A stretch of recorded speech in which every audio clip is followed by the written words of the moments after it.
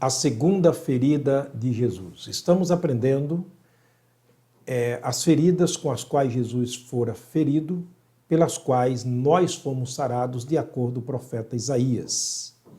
Vimos na mensagem anterior que ele foi ferido na alma. Vamos ver hoje que ele foi ferido pela traição. A traição é algo terrível para qualquer ser humano.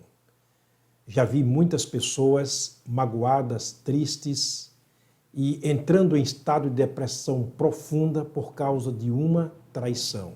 Você já viu um casal quando eles se traem um ao outro? O prejuízo que traz para os seus descendentes é uma ferida praticamente incurável. Abre-se uma ferida naquele momento. Separações por causa de traições.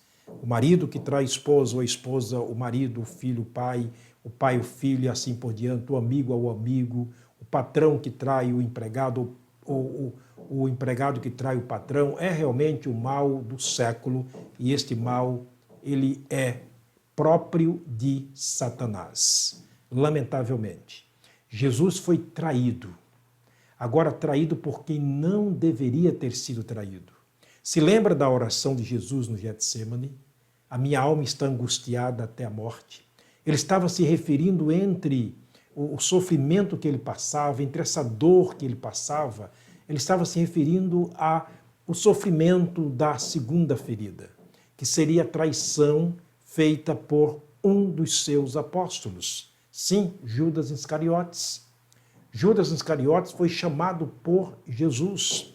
No capítulo 6 de Lucas, você vai encontrar ali a convocação dos discípulos e entre eles Jesus Cristo escolhe 12 deles, entre eles estava Judas Iscariotes. Ele foi eleito pela Igreja de Cristo como tesoureiro da igreja, embora a Bíblia diz que ele era ladrão, porque ele subtraía o que era colocado no cofre da igreja, no gasofilaço da igreja, na tesouraria da igreja. E no capítulo 6, Jesus Cristo disse aos seus discípulos, olha, eu escolhi 12 entre vocês, mas um é diabo. E ele se referia a isto a Judas Iscariotes. Quero deixar aqui claro, Judas não foi predestinado para o inferno. Não, ele não foi predestinado para trair Jesus. Não, ele tomou a decisão por conta própria, porque durante 3 anos e meio aproximadamente, de um seminário ambulante e na prática com Jesus e os seus apóstolos, ele aprendeu todas as lições que os demais aprenderam.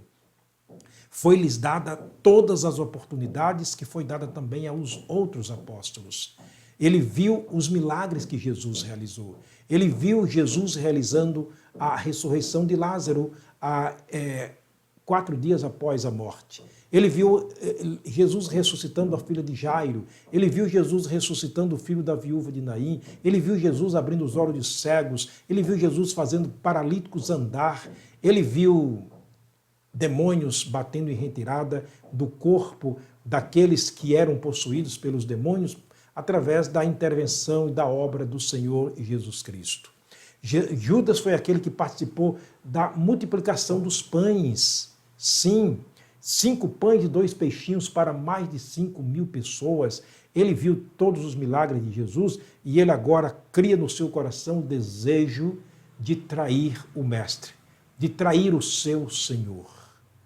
Por isso Jesus, no Getsêmani, ele orava e dizia, minha alma está profundamente triste. Ele sentia antecipadamente a traição pelos discípulos. Antes da oração de Jesus no Getsêmani, capítulo 22, o versículo 24 ou seja, o versículo 39 de Lucas, nós encontramos no versículo 14 em diante a ceia do Senhor Jesus, a última ceia de Jesus. E ali ele estava com os seus apóstolos, reunidos numa mesa, e como era muito de praxe, Jesus dá o bocado molhado na boca dos seus discípulos. E naquele momento Jesus Cristo fala naquela reunião de 12 homens, 13 com Jesus. Ele diz no versículo 21, ele diz o seguinte, mas eis que a mão do que me trai está comigo à mesa. Isso foi uma surpresa para os seus discípulos. Ele diz, a mão daquele que me trai está comigo aqui na mesa. Ele está sentado aqui comigo. Os discípulos entreolharam e perguntaram um para o outro: quem é, Senhor? Sou eu, sou eu. E ele disse: não, é aquele a quem eu der o bocado molhado, é esse que vai me trair. E naquele momento ele molha o bocado e entrega na boca de Judas. Ele estava sinalizando que Judas seria o traidor. Olha, não era o momento de Judas tomar uma decisão, voltar atrás. Ele teve oportunidade suficiente para isso, portanto não era predestinação. Nesse momento ele poderia ter tomado uma decisão, dizer: Senhor, já que sou eu me arrependo, eu volto atrás, eu recebo a Ti como meu Senhor e Salvador. Não, ele prosseguiu com o plano macabro, com o plano diabólico no seu coração.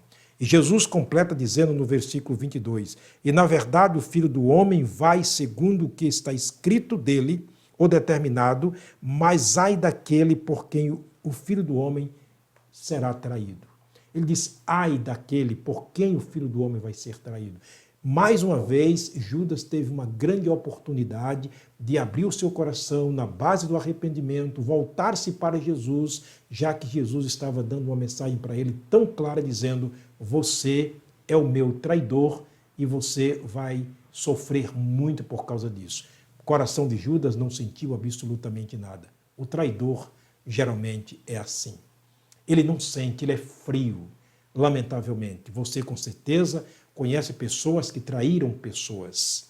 Elas são frias, elas fazem o mal ao seu cônjuge, ao seu amigo, ao seu parente, sei lá eu, e eles fazem com uma frieza tão grande, mostrando muito amigo ou muito amiga, mas lá por trás está, infelizmente, destruindo a vida do seu amigo. Jesus estava sendo alvo da traição de Judas. Ele seria ferido naquele momento. Chega no versículo 47, a Bíblia diz o seguinte: e estando ele ainda a falar, seguiu uma multidão, e um dos 12, que se chama Judas Iscariotes, ia diante dela, e chegando-se a Jesus para o beijar. Por que isto? Porque Judas, ao levantar da ceia, foi diretamente para os sumos sacerdotes, os inimigos de Jesus, fez um complô com eles, um combinado, recebendo 30 moedas de prata, que foi o valor pelo qual Jesus fora avaliado, e disse: olha, vocês me seguem, vocês não conhecem Jesus, entre os discípulos, vocês podem confundirem entre os apóstolos, eu vou adiante de vocês, vou dar um beijo nele, e aí, então, ele está sendo identificado como a vítima, vocês podem prendê-lo. Você imagina Jesus sabendo tudo isso? Por isso que no momento da oração, a agonia era tão grande que o suor transformou em grandes gotas de sangue. Sabendo que o seu amigo iria tramar tudo isso, aliás, já estava no seu coração tudo isso. Jesus é Deus, onisciente, ele sabia que Judas iria fazer isso com ele. Aí chega no versículo 48, ele vai dizer: e Jesus lhe disse: Judas, com um beijo traís o Filho do Homem. Então, naquele momento foi a grande ferida de Jesus, a traição na prática, porque até aqui então era apenas um plano feito por Judas para trair Jesus, entre ele e os inimigos de Jesus, mas agora estava sendo feito na prática. Chegou o momento de Jesus ser traído na prática por Judas. Cumpria-se aquilo que Jesus disse enquanto estava orando: minha alma está angustiada até a morte. Jesus é entregue pelo seu amigo para ser crucificado. A terceira ferida vem logo após a traição de Judas a Jesus. Meu amigo, é bom ser fiel, é bom ser tão justo diante de Deus, do Senhor Jesus Cristo, diante das pessoas, nunca agir de traição, porque essa foi a trama de Judas contra o Salvador Jesus e por isso ele sofreu muito. Por isso o profeta Isaías diz que ele seria ferido, ele seria moído, ele seria desprezado. Está se cumprindo de maneira cabal todas as profecias concernentes a Jesus. Espero que você esteja entendendo, que isso possa servir para você de alerta, de ensinamento, de lição prática na sua vida. É tempo de arrependimento. É tempo de voltar-se para Jesus. É tempo de ser fiel ao seu Senhor, ao seu Salvador. Como salvo em Cristo Jesus, por favor, cuidado para não trair o teu Salvador. Aparentemente, na igreja, ser alguém tão boa, tão bom, mas lá fora, ser um Judas que está traindo o Senhor Jesus Cristo. No seu coração, ainda com aquele desejo de viver a vida anterior, vivendo mais ao mundo ou ir para o mundo do que vivendo para o próprio Salvador Jesus Cristo. Embora tão perto, beijando Jesus, a porta do céu, ele não conseguiu entrar nos céus. Foi um salto diretamente para o inferno, embora estando nas escadarias dos céus. Espero que você possa compreender. Judas tomou a decisão de não querer Jesus. Vamos orar? Pai querido, muito obrigado. Obrigado, meu Deus, por estarmos aqui diante de Ti, diante da Tua palavra, vendo os ferimentos com os quais Jesus fora ferido, através dos quais o Senhor nos salvou. O Senhor sarou a nossa alma, a nossa ferida causada pelo nosso maior inimigo. Deus, rogamos por aqueles que nos assistem, pelas suas famílias, derrama a Tua graça, a Tua bênção sobre suas vidas. Esta é minha oração no nome de Jesus. Amém. Até a próxima mensagem, se o Pai do céu nos permitir.